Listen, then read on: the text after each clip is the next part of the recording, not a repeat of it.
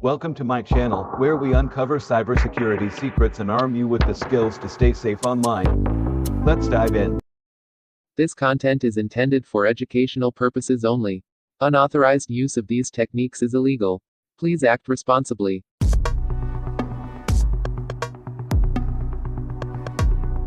How hackers use banking malware to steal $14 million. Imagine losing $14 million to a group of hackers without anyone noticing for weeks.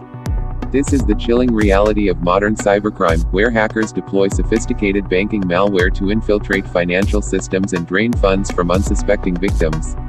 In this case, the heist involved precision planning, cutting-edge malware, and a deep understanding of banking networks. Here's how the attack unfolded. Setting the trap: the role of phishing. The attack began with carefully crafted phishing emails sent to employees at targeted financial institutions. These emails looked authentic, impersonating trusted organizations like software vendors or internal departments. Inside these emails were malicious attachments or links. One unsuspecting click was all it took to execute the malware. As soon as an employee opened a malicious file or visited an infected website, the banking malware silently installed itself on the system. The stage was set for a multi-million-dollar cyber heist. Deploying banking malware. The hackers used highly advanced banking malware, such as TrickBot or Dredex, which are designed to infiltrate systems and steal financial information. This malware had several capabilities that made the attack successful. Keylogging: it recorded every keystroke, capturing usernames, passwords, and other sensitive data. Man-in-the-browser attacks: the malware intercepted and manipulated online banking sessions in real time.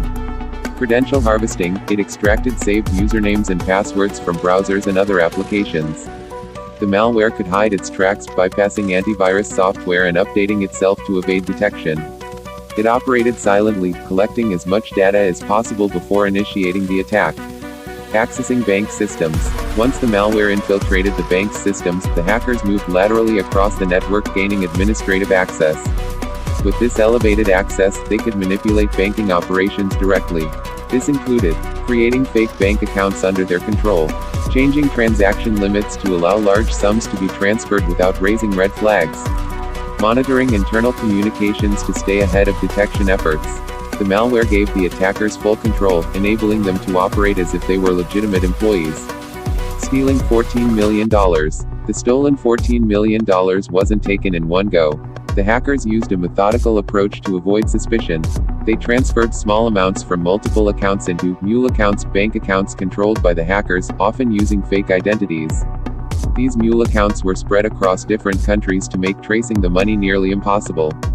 During each transaction, the malware manipulated account balances and transaction histories so that victims and bank staff wouldn't notice the missing funds. Even if someone checked their account, everything appeared normal. Money laundering and disguising the trail. The hackers laundered the stolen money through a series of steps. 1. Cryptocurrency exchanges. Funds were converted into cryptocurrency, such as Bitcoin, to anonymize the trail. 2. Offshore transfers. The money was sent to accounts in countries with lax financial regulations. 3. Cash withdrawals. The final stage involved withdrawing the funds in cash or using prepaid cards, leaving no traceable digital footprint. This layered laundering process ensured the $14 million was virtually impossible to recover. Why it took so long to detect. One of the reasons this heist succeeded was the stealth of the banking malware. It blended into the system, operating in the background while performing its tasks. The bank's cybersecurity team didn't notice anything unusual until significant funds were already missing. By the time the fraud was discovered, the hackers had long disappeared, and the stolen money was scattered across multiple channels. The aftermath. This attack was a wake-up call for the financial sector. The $14 million loss had devastating consequences. Reputation damage. Customers lost trust in the affected banks, fearing their accounts weren't secure. Regulatory scrutiny. Banks faced heavy fines and were forced to implement stricter cybersecurity measures. Ripple effect. Businesses and individuals who relied on the banks were indirectly affected, with delayed payments and frozen accounts. How to protect against banking malware. Be wary of phishing emails. Avoid clicking on links or downloading attachments from unknown sources. Use multi-factor authentication, MFA. Even if your credentials are stolen, MFA can prevent unauthorized access. Update systems regularly. Ensure your software and operating systems are up to date to avoid vulnerabilities. Monitor transactions, regularly review your account activity and report any suspicious behavior immediately. Conclusion: the $14 million banking malware heist is a stark reminder of the sophistication of modern cybercriminals. It shows how even the most secure systems can be compromised with a mix of technical skill, human error, and persistence.